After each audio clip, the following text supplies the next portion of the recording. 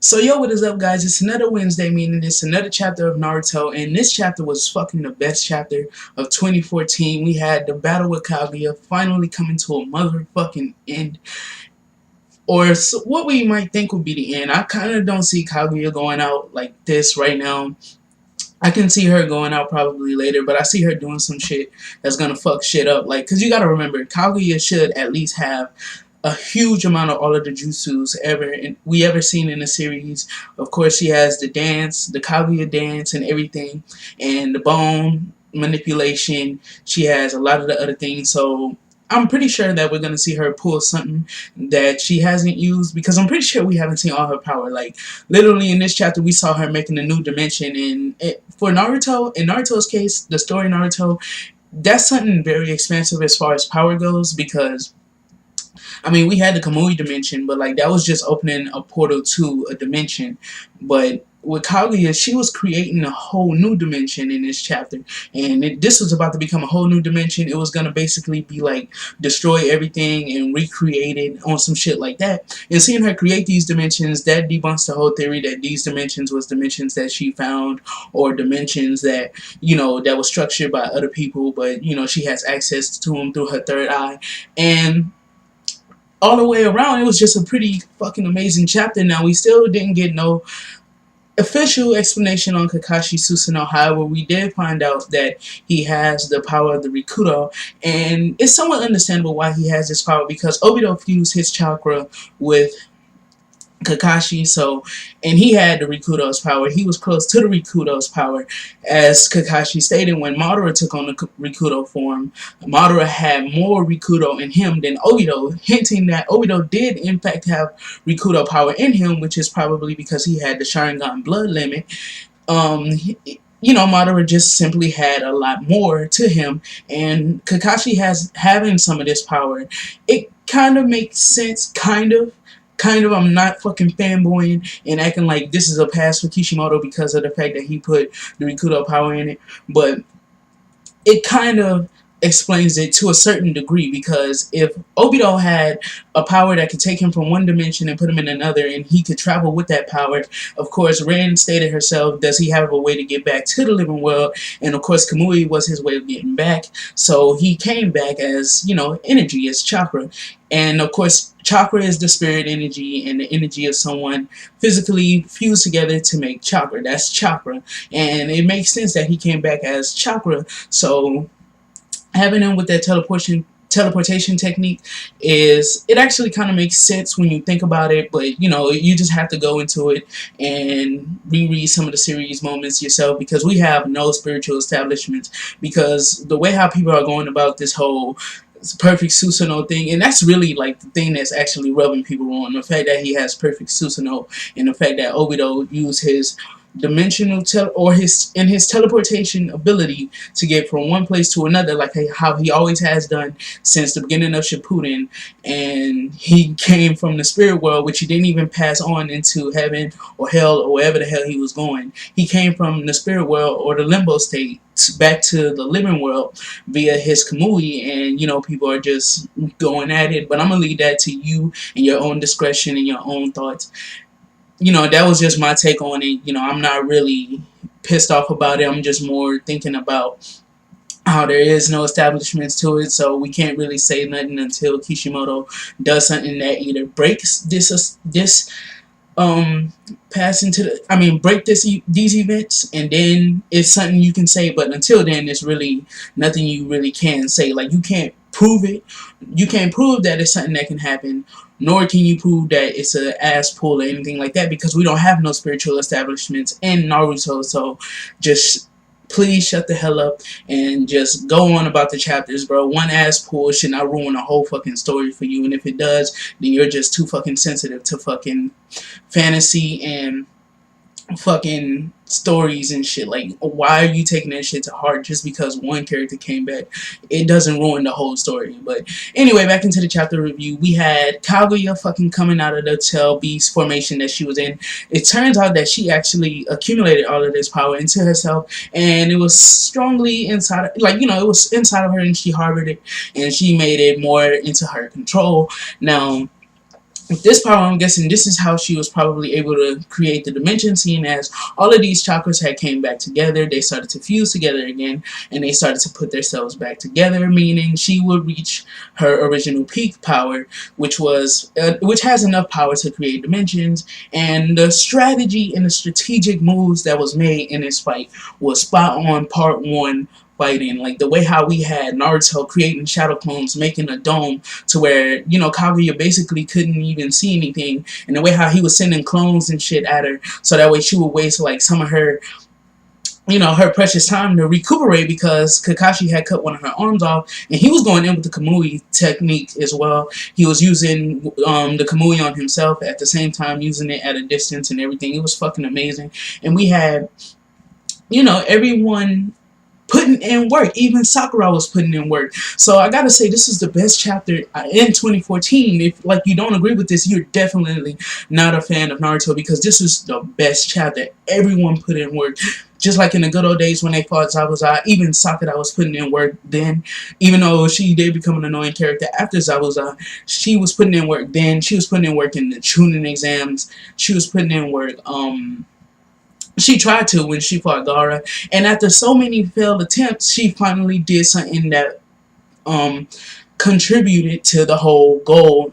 And it was something like, she kind of redeemed herself. And to me personally, I think she kind of fully redeemed herself, because she took down the biggest threat that the Naruto versus ever had. She helped them take her down, and that's more than taking down any other character that they have ever fought before, from Madara. From Zabuza to Madara, she put in work in this chapter, and it was fucking amazing, especially the way how she had this conviction of, she's a woman and Kaguya is a woman, which I don't know how that had any relevance to the fight, and how Kaguya shouldn't just, avoid her from her mind and shit and not think about it, because of course she could be her downfall, and that was something that she was trying to say. And she literally made like do on her words. She really said something. She said what she said, and she meant what she said, and she put in work afterwards. It wasn't one of those failed Sakura attempts. She really did put in work, and that was good for the character, and it's good for her to develop coming into the new era project.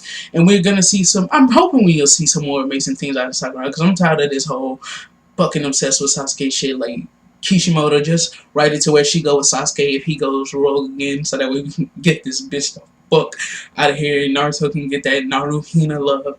And of course, a lot of different other things happened in this chapter too. We had Naruto and Sasuke, their strategic fighting was good. Like, we had Naruto having clones come at her, so that way she'll waste her abilities, and then they actually achieve the final goal of sealing her, or putting their hands on her so that way they can seal her. Now, this is where shit gets real, because there was a theory before that when Kaguya stabbed Sasuke in his hand, where the moon symbol is on, she fucking broke the seal on that hand.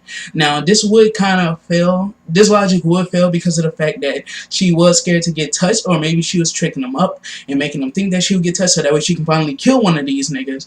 And when she hit that hand, she sealed that hand off. So basically, the argument is that Kaguya is just toying around with them, so that way she can get them to come to her and then kill them off. And I kind of somewhat have to agree with this, because when she hit that hand, I don't think Kishimoto would have just literally wrote in panels to where it showed like that much of a degree of how she penetrated that one arm and how that hand and stuff, like, because she saw the fucking symbols on their hands through the glow and their chakra natures, and she saw that they were Ashida and Indra's transmigrants or descendants. And when she stabbed her hand, I can somewhat agree with this theory that Kaguya sealed off Sasuke's seal, meaning that someone could wind up dying in the next chapter. And if it's one of the two twin stars, Naruto or Sasuke, then I literally don't know what to say. Now, I think 2 to 3 chapters back, we had a certain person standing on the mountains behind the gravitational field that was there. I think it was 2 chapters back. So 2 to 3 chapters. Just go back and look, and it showed like a person was standing there on the mountain structure. And I'm thinking that's Hamada, and if it is Hamada, then we're gonna see Hamada come in, because when you think about it, Hamada still hasn't showed up, and I don't think Kishimoto would have put that much emphasis on Hamada and then just like write him out of the story completely, just drop him as a character. So I'm thinking Hamada is gonna show up. Maybe that's what Hagoromo was discussing with the Hokage, with the Kages and stuff, that his brother is already there. His brother's been stuck there. Naruto and Sasuke are gonna put their hands on her, and she will be teleported back to them. And then when they get back to them, then or she'll be stuck between both dimensions, and him and his brother be able to seal him off. And what he's gonna need them to do, because Minato and Tobirama actually have the seals, and there's a seal on Naruto, and I believe there's a seal on Sasuke now. And whenever they get between the two dimensions, he needs them to get them the hell away from Kaguya, so that way they can seal her up and put her back into the moon again, because of course she's immortal. As she stated in this chapter, she's a fucking immortal, and that's why she kept her prime and everything. So there was a lot of things that was explained in this chapter. There was a lot of things that still aren't explained, that we still need to theorize about and come to an understanding as a whole fan base, so that way we can get this shit out of the way. Because with Naruto coming into, I believe this is going to be the true final phase. When Naruto coming into his true final phase, we have, like, at least Naruto Shippuden coming into its true final phase, we have things that still need to be answered, especially, like, we need the establishments with the spiritual world and everything, so that way if he ever wants to go back to do this again, we have those establishments, because this is where people are crying their ass off about the war, about establishments, about spiritual shit, like, the Edo Tenseis. We have never had no spiritual establishments for that. We had Orochimaru, had the Edo Tenseis and shit, but we all know Kabuto was stronger than Orochimaru at the time when he used Edo Tensei. He had Sage Art, meaning he was consistently accumulating chakra into himself, and he, of course, could produce more than Orochimaru, because he had Senjutsu. But thank you guys for tuning into this chapter review. I got another video coming up probably later on today about, like, the whole thing with Naruto, inconsistencies and problems, and how I personally feel about the story going in the way that it did. I mean, of course, I am still enjoying this story, because of the fact that this is going back. It's slowly progressing back towards the way part 1 was, and some people don't see it. They see this Shippuden, like, we had the Shippuden structure all through Shippuden, and because Kishimoto is trying to write in some events from, like, or make things seem closer to part 1, it's kind of confusing people, and it's making people think that he's going back on the structure that he made, when he's really not. It's just the grand scale of a war in a series, and the way how things are growing, and it's going so fast that people can't keep up. And it's like they think that, and instead of, like, doing some research about it, they just go with the first thing that comes to their mind, and the first thing that comes to their mind is that shit's being pulled out of Chi-Chi's pulling shit out of his ass and everything. So thank you guys for tuning into this chapter review. I rate this chapter a 9.5 out of 10. The only reason why it's not a 10, because we do need that fucking explanation, so that way people will shut the fuck up. But that didn't deteriorate the chapter to me, because of the fact that we finally have these motherfuckers with their hands on it. So we have a lot of hype for next chapter. So thank you guys once again. Peace the heck out.